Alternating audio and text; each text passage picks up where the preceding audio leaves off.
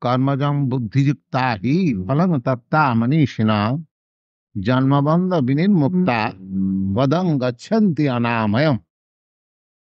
Now, in our last meeting, we were discussing this verse,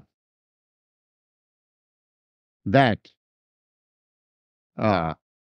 karma-jaṁ, every action, every activities that we are engaged in, it has got a reaction. Any activity, it has got reaction. And that reaction is another bondage for me. Now I am engaged in one action and I am producing another reaction. Now at the present moment, I am bounded by one kind of activities and I am producing another kind of activities. Just like in the cinematographic spool, there are hundreds and thousands of pictures. One picture past, another picture present, and another picture is ahead. And the whole picture, when put into the machine, it represents some activities. So we are bound up by nature's law in such a way. Why nature's law? Even in your state laws, we are bound up by so many laws. So this is our position. This is called conditioned stage of life. There is no freedom. The so-called freedom, we declare that I belong to the free nation, I am free. These are all simply mental speculation. There is no freedom. So long I am bound up by the conditions of nature, there is no freedom. Now, here is a chant. Lord Krishna says that karma-jaṁ buddhi-yuktā. Now, here is an opportunity for you in human form of your life.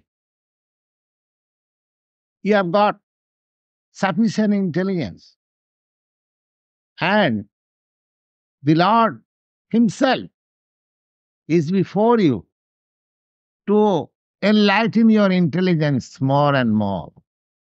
Here is the book. This book, what is spoken by Lord Krishna, and Krishna is not different, because the Krishna or the Lord is on the absolute plane. Don't think that Krishna is absent. Krishna is present here. There is a verse in Bhagavad Gita, Tatra tishchami narada jatra gayanti madhvatta. That my dear Narad, Narad is a great devotee. Perhaps you who are accustomed with Vedic literatures, you have heard the name of Narad. So Narad is a great devotee, and the Lord assures him that don't think that I am living in the kingdom of God, or I am living in the heart of a great mystic, or somewhere else, people may think. But I am living in that place where my sincere devotees assemble and discuss about myself. So, here we should always understand that if we sincerely and seriously take up the message of the Bhagavad Gita as it is, without any, I mean to say, adulteration. Sometimes it is adulterated because Bhagavad Gita is a very authoritative book and it is popular all over the world. Sometimes people take advantage of this book and present their own theory in a adulterated way. Not to speak of others. I may tell you frankly that even in our country, the greatest, I mean to saintly politician, Mahatma Gandhi, he propounded a philosophy of non-violence. Perhaps you know, every one of you, that he propounded non-violence. And he wanted to prove non-violence from Bhagavad Gita. He has got an annotation of Bhagavad Gita and he has tried to prove that Bhagavad Gita, there is proof, non-violence. But actually, Bhagavad Gita is being spoken in the battlefield where everyone is prepared to start violence simply for a moment, when Arjuna was disturbed in his mind that how can I fight with my relatives and friends and sons and grandsons and so many things, bodily relations, and the Bhagavad Gita was spoken. So, that is a practical thing, that Bhagavad Gita was practically spoken to induce Arjuna to adopt violence. Now, Mahatma Gandhi, his philosophy was non-violence. How could he prove that Bhagavad Gita gives evidence of non-violence? No. Therefore, anyone, Mahatma Gandhi or anyone, who has got his own ulterior motive to prove it from the topics of Bhagavad Gita, he must adulterate it. But that is not the process of reading Bhagavad Gita. Bhagavad Gita, how to read Bhagavad Gita, that is stated in the Bhagavad Gita. When we come to the 4th chapter, we'll know. So anyway, apart from the process of, but rest assured, we are speaking here of the Bhagavad Gita as it is. We are not going to add in it something for fulfilling our own philosophy or own points of view. Now here Lord Krishna says that if you want to get rid of this entanglement of, what is that entanglement? Now,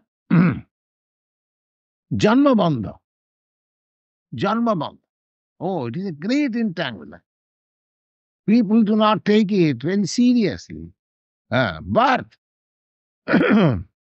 Birth means, as soon as birth, only the one word has been used here, janma. Janma means birth. The birth means other things. Birth means death. Birth means old age. Birth means disease. Whenever there is birth, the other things are corollary. They will follow. Your birth means a son is born. Oh, you're very glad I have got a son. But if you study it philosophically, no, birth is not, he is not born, death is born. Because the growing of the child means he is dying. It is dying. The dying process. The very day, the very moment the child is born, the dying process begins. So we do not know that it is not birth, it is death. This is called Maya. This is called illusion. That death is born and we are jolly that there is birth of a child. This is called Maya. So everything from the beginning of our birth, we are illusion. Illusion. And that illusion is so strong that it is very difficult to get out of it. Whole thing is illusion. The birth is illusion, this body is illusion, and the bodily relationship, the country is illusion, the father is illusion, the mother is illusion, the wife is illusion, the children is illusion, everything illusion.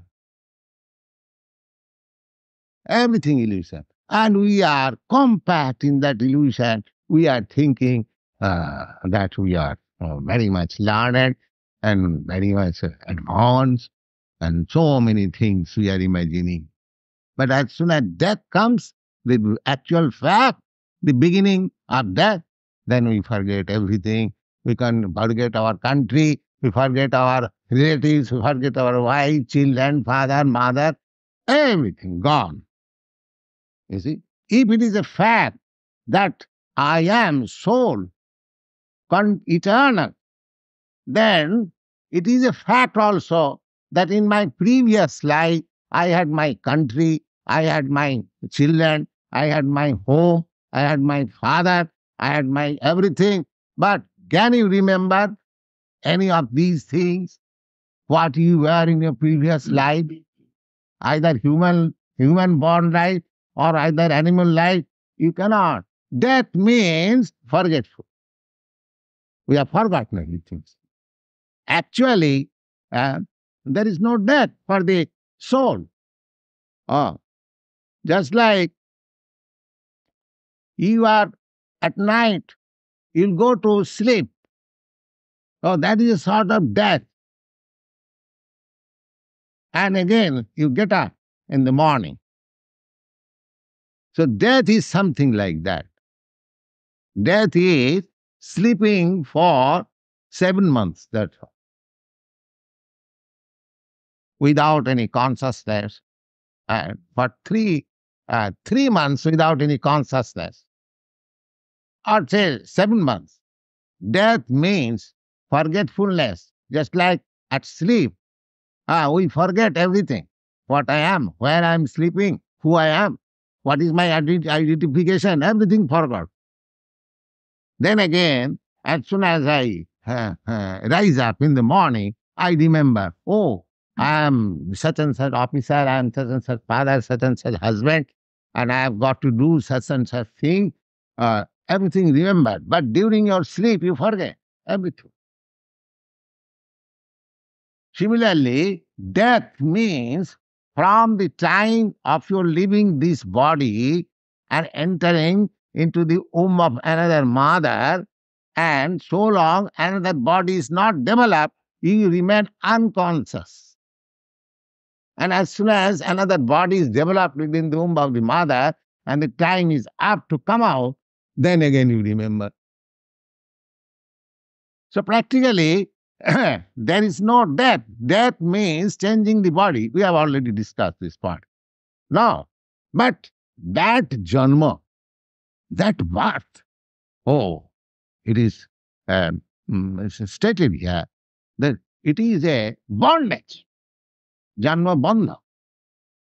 Bandha means bondage. Practically, there is similarity. It is called bandha. And in English, band. There is a similarity of sound. Janma-bandha. So, this janma, so long your mind will be absorbed in the activities of this material world. You are sure to take birth again. So that activities by intelligence have to be purified in such a way that it will not affect it. It will not affect. Oh. That is the tactics. Oh. This tactic. So, we should be very serious. We should be serious. That many lives we have passed, but there was no opportunity to get out of this tribulation of birth, death, old age, and diseases. Now, here is a chance. Here is a chance in the human form of life. So, every intelligent man should take advantage of it. And you can get assistance from these authorized books of Bhagavad Gita and Srimad Bhagavad. And also expert advice, knowledge. So we should not miss this opportunity. And then the question is, suppose after quitting this body, the present body, I don't get janma. Then what is happening to me? That is also stated here. janma-bandha-vinirmuktāḥ padaṁ gacchanty anāmayam. Anāmayam, amayam means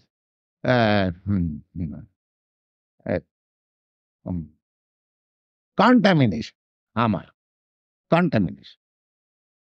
So, this contaminated life, as soon as we give up this contaminated life, then our promotion is in the uncontaminated atmosphere, anāmayam.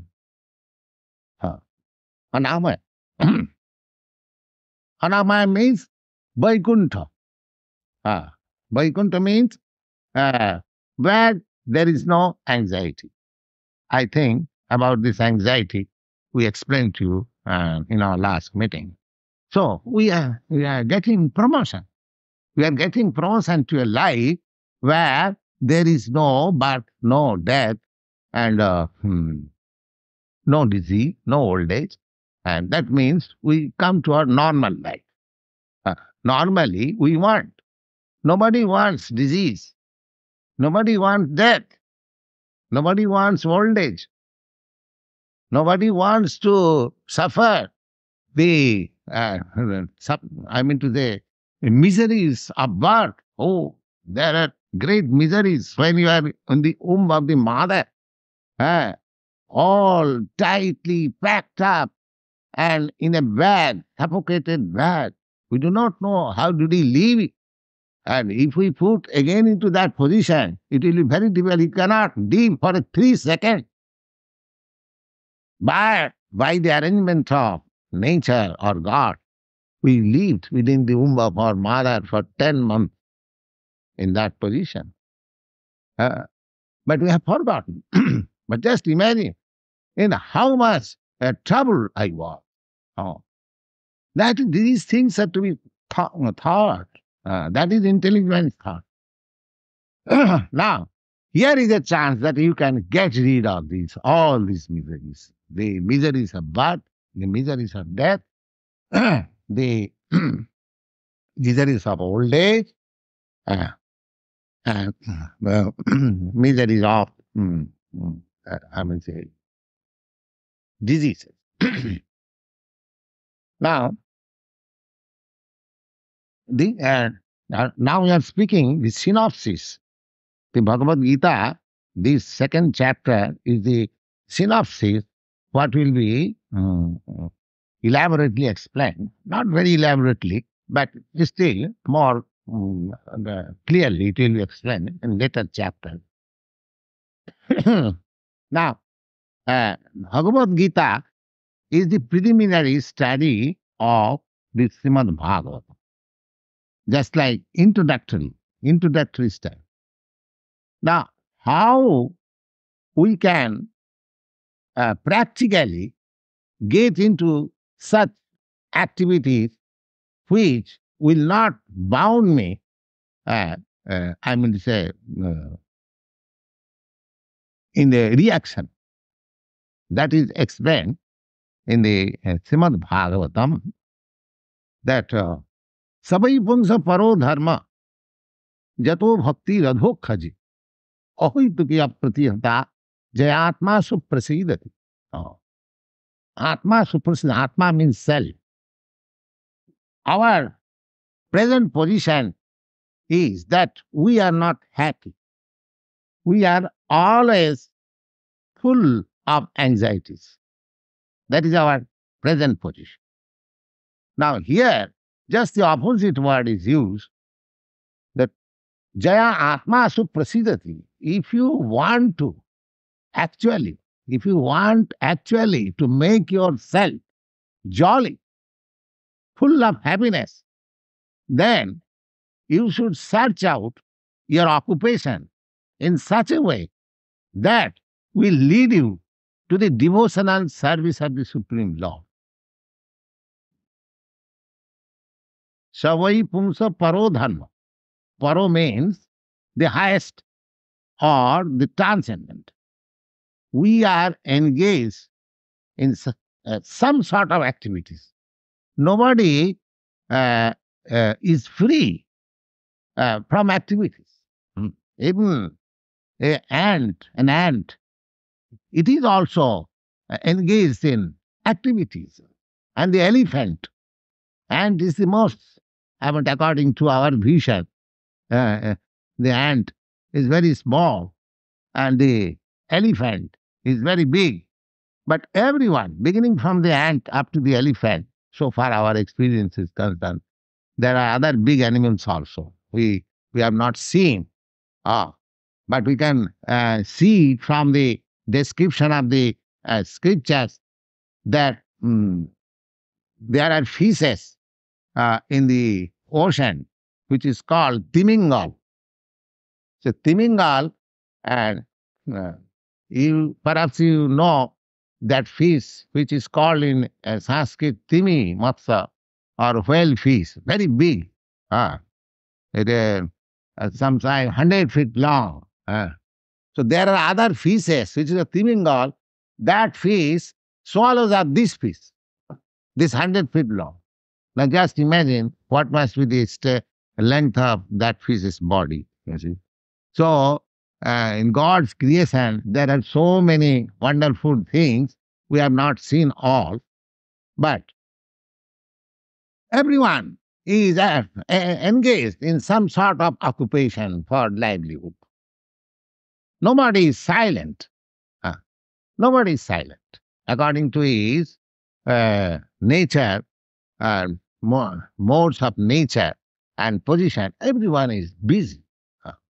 Now, the Bhagavad says that Sabai Pungsa Paro Dharma, everyone is busy. But when one is busy in such a way that leads to devotional service of the Lord, that busyness, that occupation is the supermost. That occupation is the supermost. Sabai Pungsa Paro Dharma. Paro means supermost. And that sort of occupation should be without any cause. Everything is done. Everything is done. So far, our duties are concerned. There is a cause. I do this because I want this. So there is a cause and effect. But this sort of business, this sort of occupation, which leads you to the devotion and service of the Lord, it has no cause. It has no cause. Why it has no cause? Just like a lover, or say lover, beloved, set aside, just like mother. A mother loves her child. There is no cause. She does not know why I am loving. Automatically, she loves. Similarly, we have got our relationship with the Supreme Consciousness. We are consciousness. That is accepted. Now, there is supreme consciousness also. Just let us have some estimation. What is the supreme consciousness? Now, supreme consciousness is described in the Bhagavad Gita, Jena sarvamidam tatam. The consciousness is distributed throughout your whole body. That we can make an experiment. But this consciousness is not to spread over all the cosmic manifestation. That is also a fact. My consciousness is spread over my body. Your consciousness is spread over your body. I do not know what you are thinking now. And you do not know what I am thinking. Therefore, my consciousness individual, your consciousness individual. But there is the super soul who knows what you are thinking and what I am thinking, what he is thinking, everyone thinking. That is super consciousness. So, super consciousness and individual consciousness. So, our relationship, the super consciousness and the individual consciousness is eternal. Eternal. They cannot be, separated. Therefore, my position is just like there is superior one and the inferior one. Inferior one is subordinate to the superior one, and inferior one is to act according to the superior one.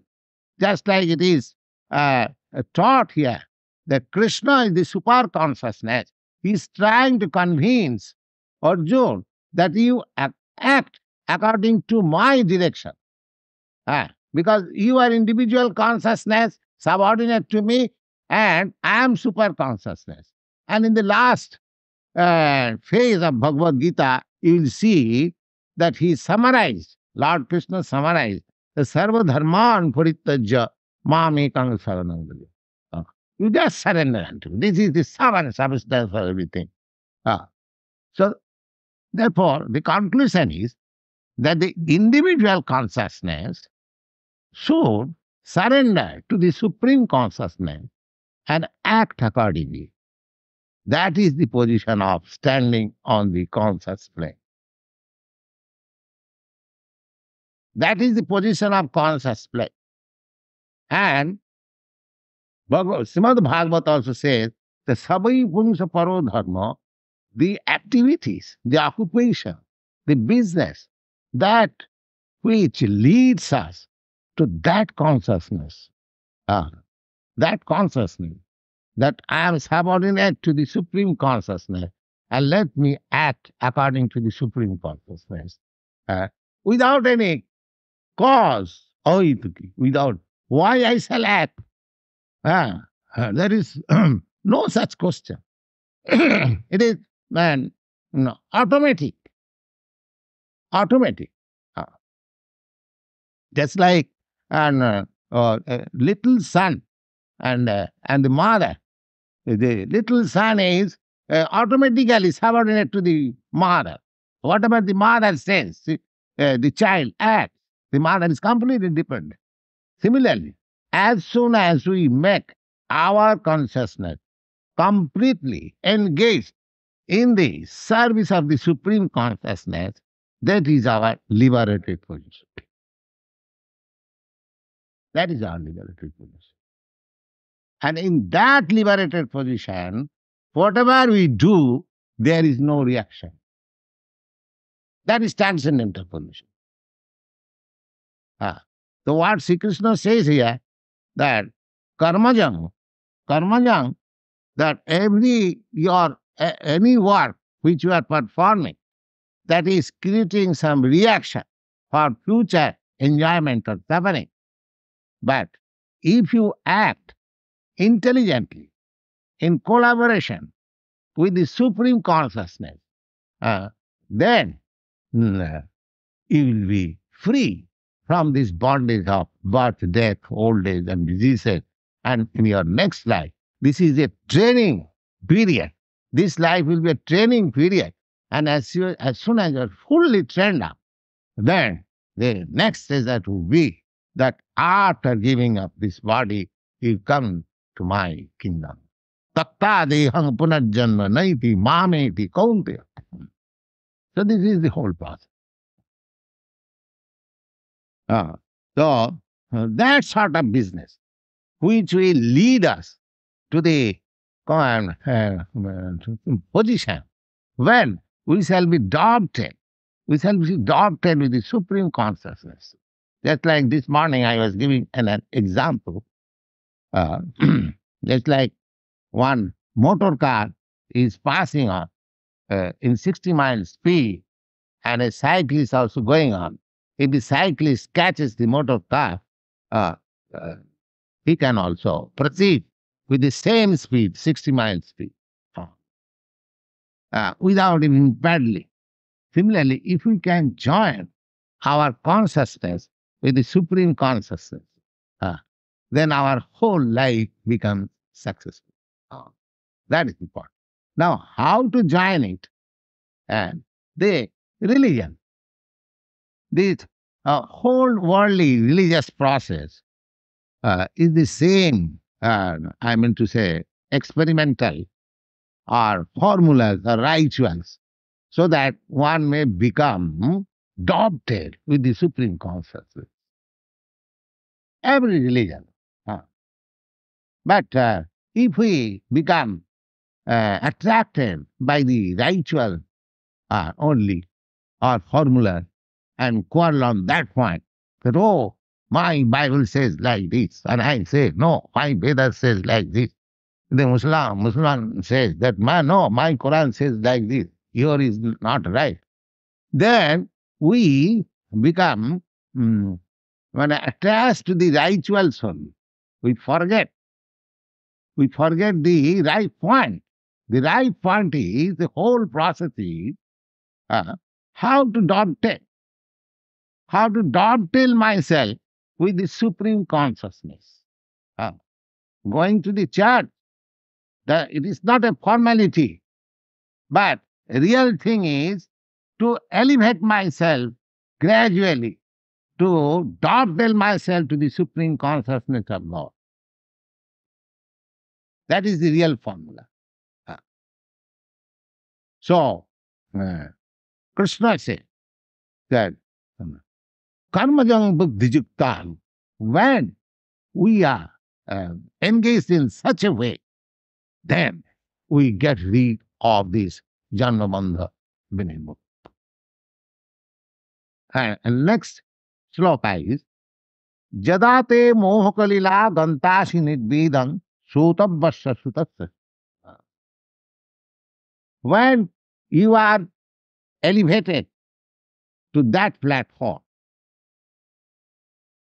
dovetailing yourself with the supreme consciousness, then there is no more requisition for understanding the scriptures or the rituals or the religious process. You are transcendental to that. All these paraphernalia. Jadade mohakalilang buddhidvati tarishyati. When your consciousness is adopted in cooperation with the supreme consciousness, then you are transcendental to the position of this illusory stage. Jadate mohakalinang buddhidvati tarishyati tada gantashi nidvedam. At that time, you become callous to all this ritual, because your position and your activities are fixed. Sotabbasya sutasya. Whatever you have heard and whatever you have to hear in the future, all finishes. Therefore, the whole thing depends how to adjust ourselves to that supreme consciousness. And if we cannot, the next verse in the Srimad Bhagavad says, the dharma sanisthita pungsha vishakshena kathasuja Notpadaya timijati srama eva hi kevalam. Srama eva hi kevalam.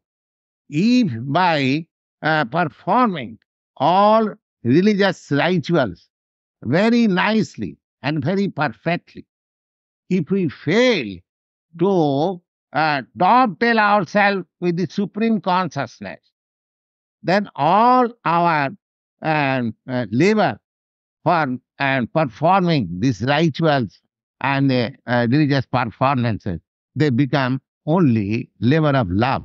It has not produced anything substance. Anything substance. Nano niskamani karmani kudbuta me.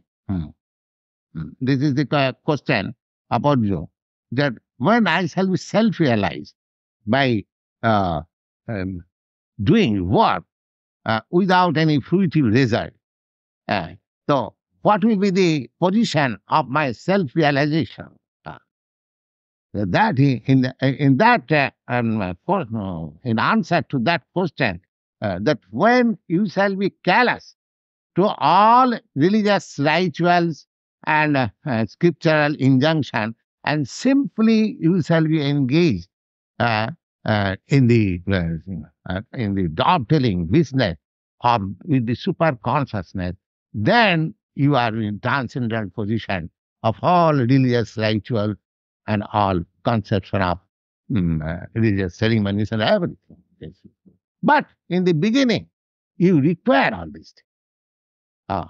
Therefore, Bhagavad says that sort of religion which elevates you to that consciousness, that is the supreme type of religion. Sutibi pratipannate jadaskhasyati nischala samadhu achala buddhi sada yogam avasasi. This is the position of yoga. Yoga, samadhi means to be always situated in the super consciousness, situated in the business of dovetailing with the super consciousness. That is called samadhi. Bhagavad Gita says, Sutivi Vitipannati Jadas Asana Nischala. You are not defeated. Even by hearing so many other things, if you are not defeated, then that position is called samadhi, and that position is the highest position of your life. Now, Krishna is being questioned by Arjuna that what are the symptoms of such person who is already in that position of dovetailing the individual consciousness with the super consciousness.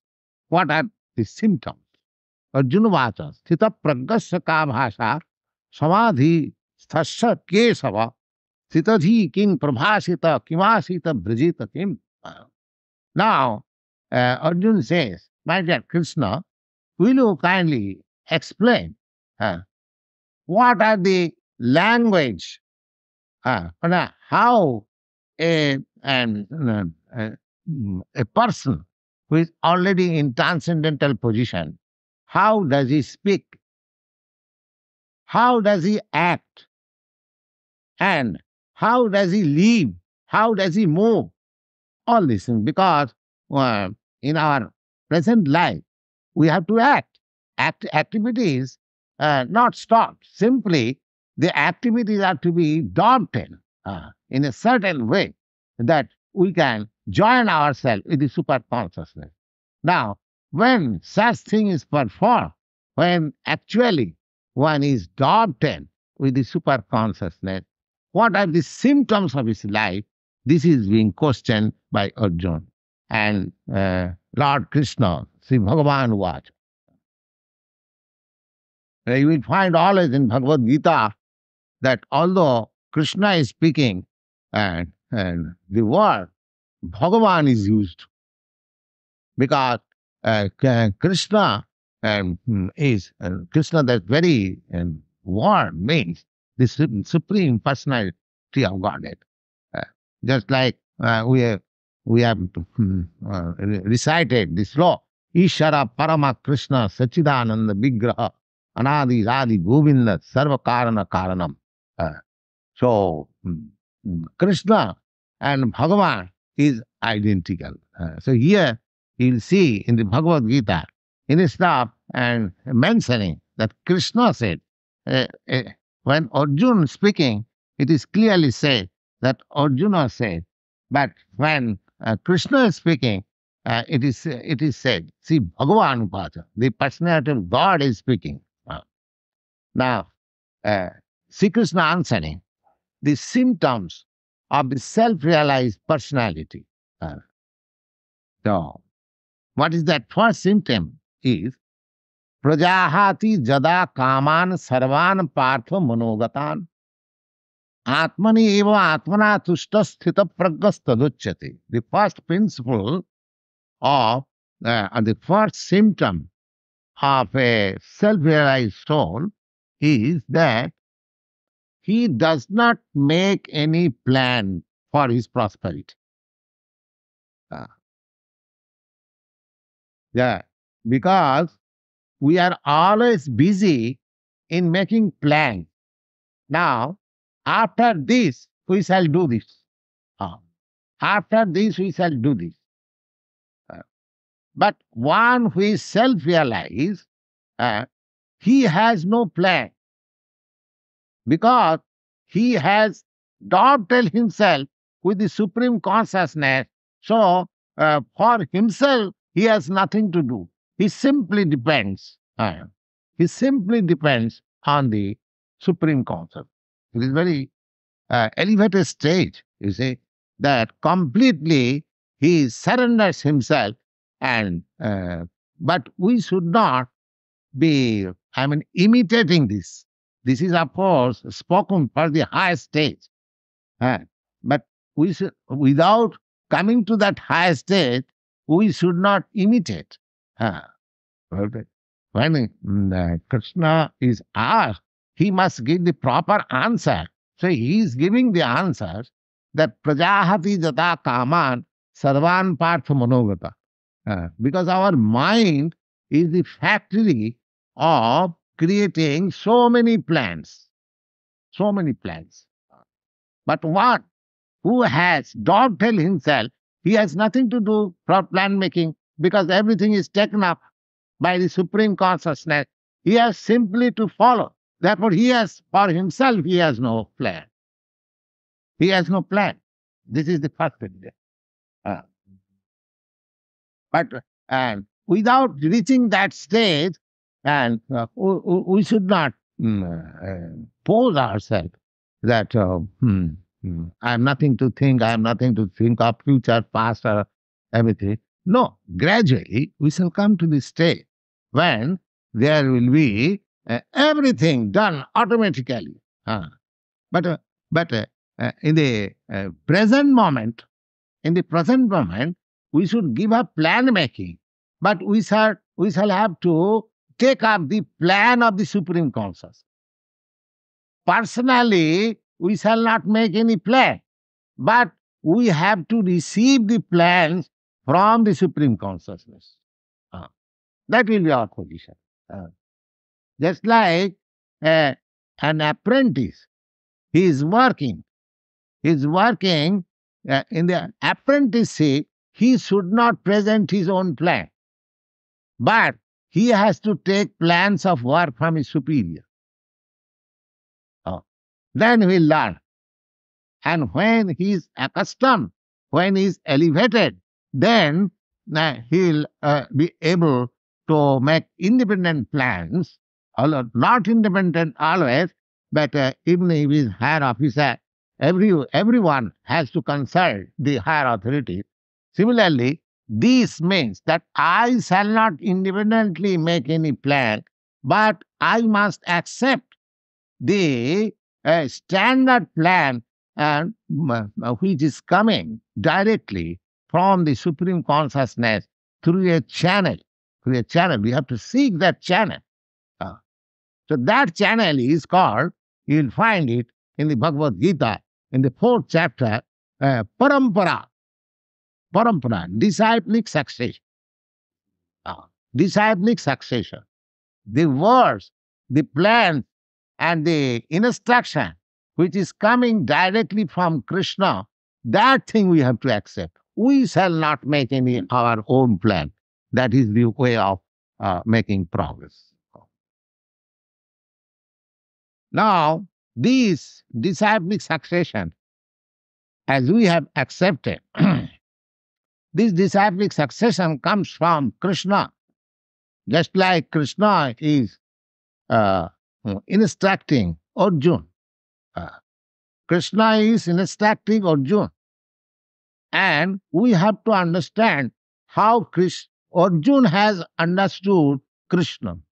And if we follow the understanding of Arjuna, then we are following the parampara system or the disciplic succession. That is the process. Now, in the 10th chapter, you will find that how Krishna is understood by Arjuna. After hearing, not all, at least 75% of the instruction of Bhagavad Gita, the estimation of Arjuna is stated in the 10th chapter. He says that,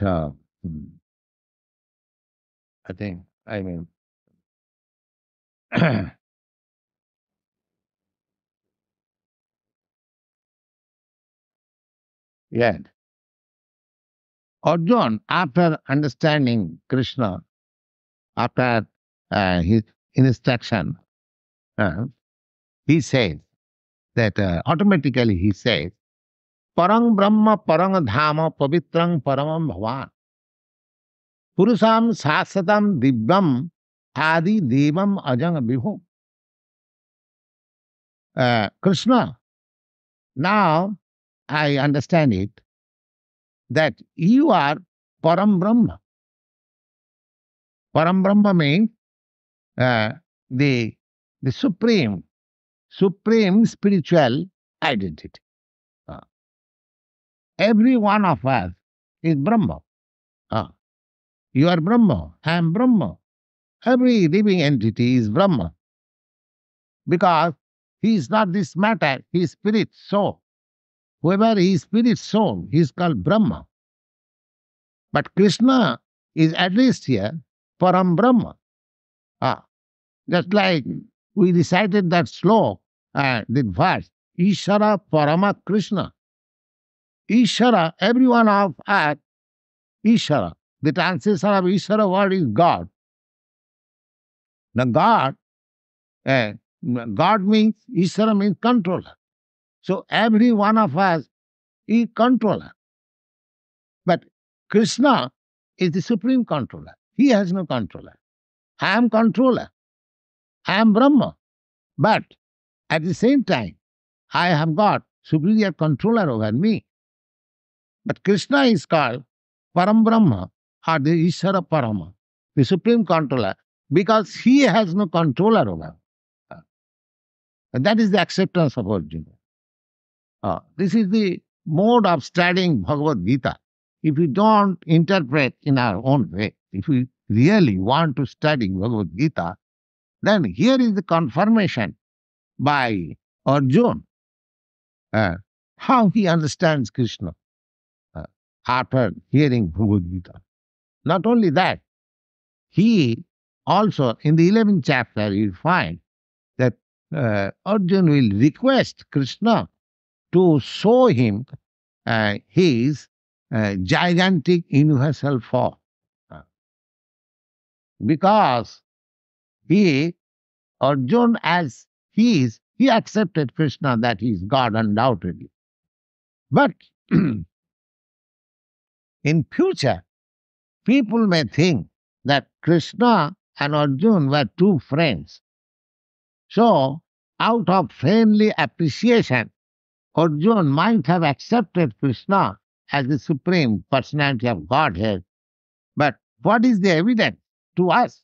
Now, here, when Krishna, Arjuna requested that Krishna, you kindly show me the gigantic form, the gigantic universal form.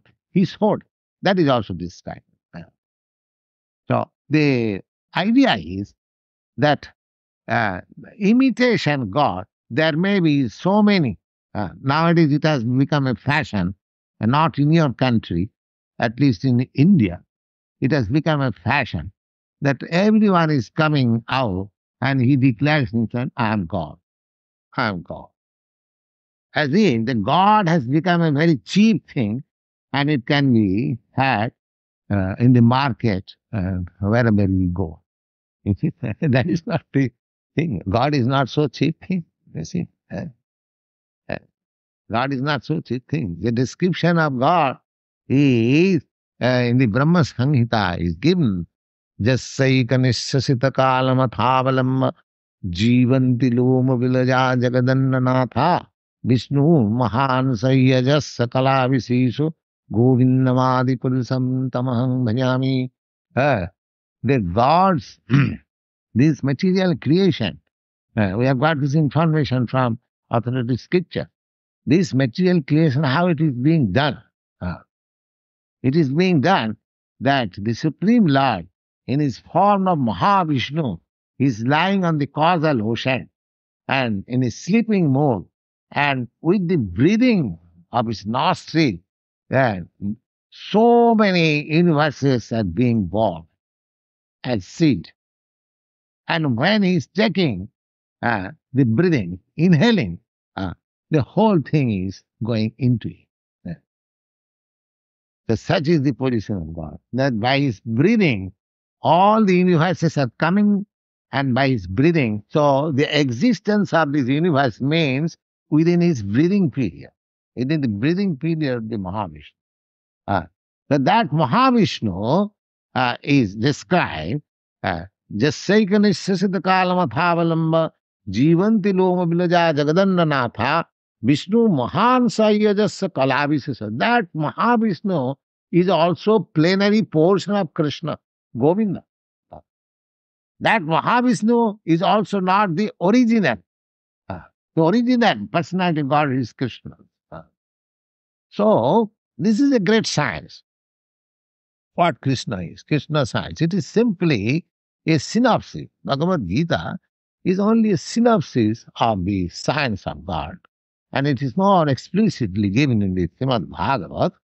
But after all, it is a great science. And if we study it very seriously, then we can understand. We should not take so cheaply that here is a God, here is a God, here is a God.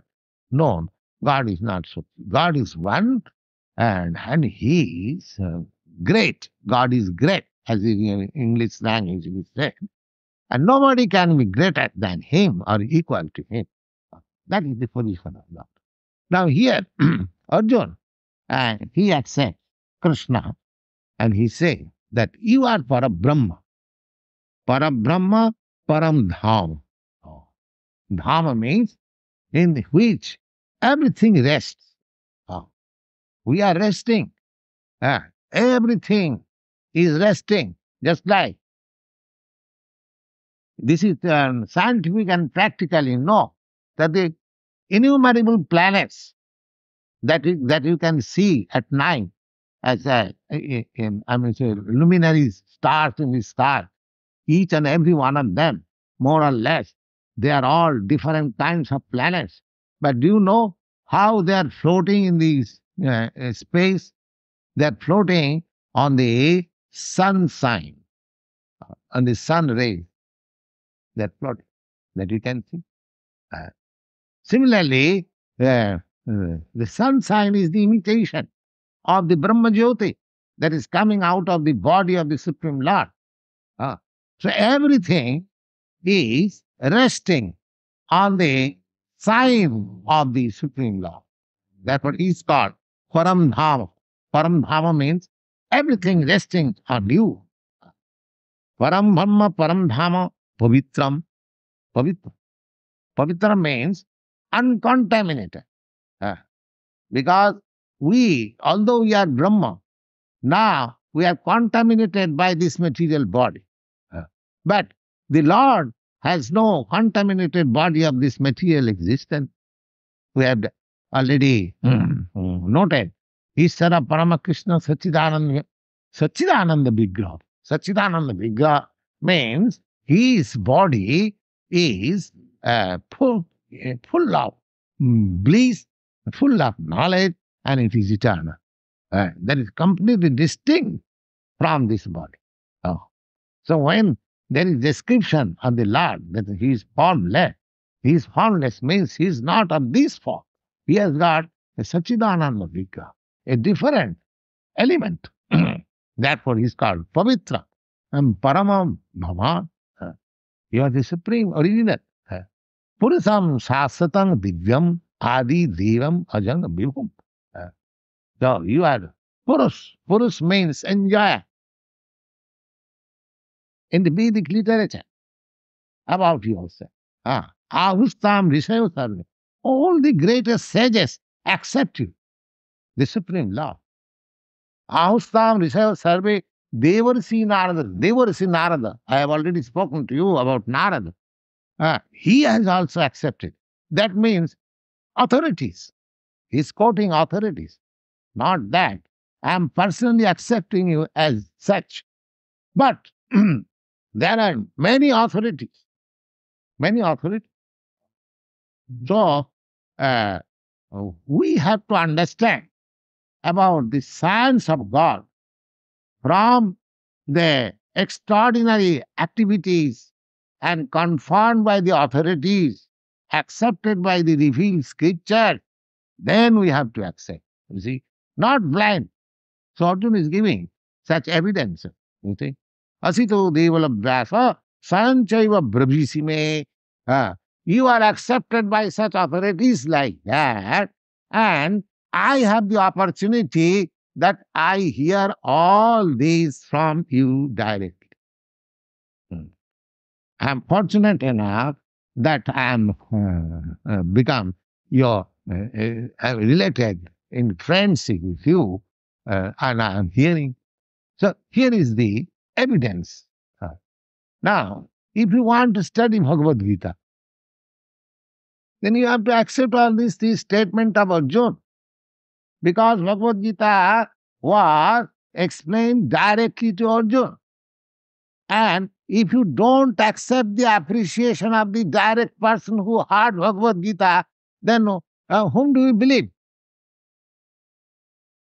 Suppose I have heard something directly from one person, so what I am saying, another person who has no direct relation, he is also saying, whom would you believe? You have to believe the person who has directly heard. So here, there is no doubt about it. That Arjuna directly heard Krishna, and his appreciations are recorded here.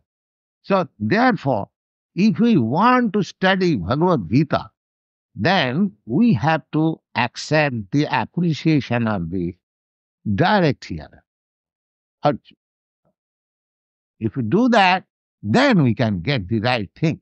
But if we change it for our ulterior motive, as so many annotators are doing in the case of Bhagavad Gita, then we shall not be able to understand what is Bhagavad Gita.